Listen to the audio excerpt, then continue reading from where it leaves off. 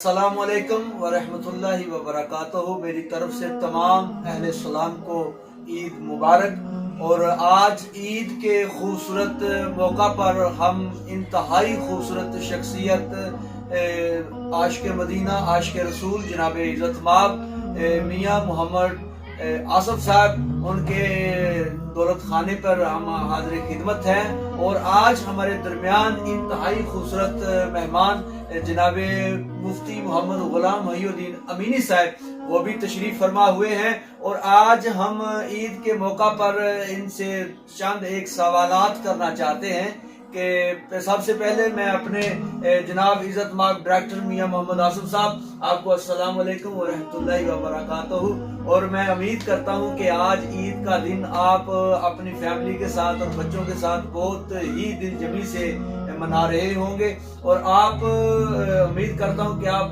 خیریت سے ہوں گے۔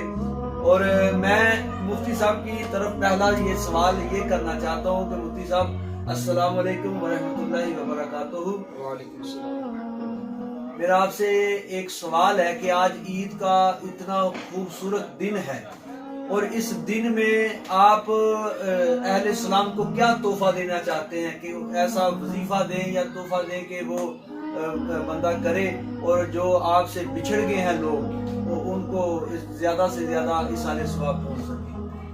بسم اللہ الرحمن الرحیم۔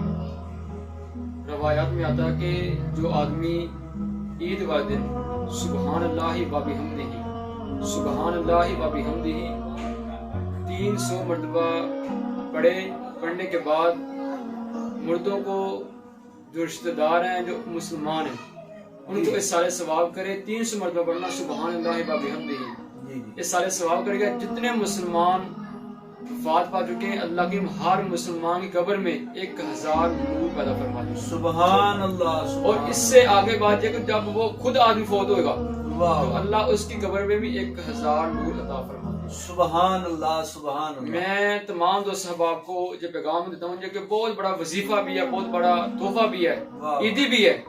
جو ہمارے وفات پا گئے ان کے لیے عیدی ہے، ہمارے تو ثواب ہے ہی، لیکن جو ہمارے وفات پا گئے ان کے لیے عیدی ہے، ان کے لیے پڑھیں، اس سارے ثواب کریں، اللہ کی ان پر بھی اور ہم پر بھی کروڑ رحمت کے نزول فرمائیں۔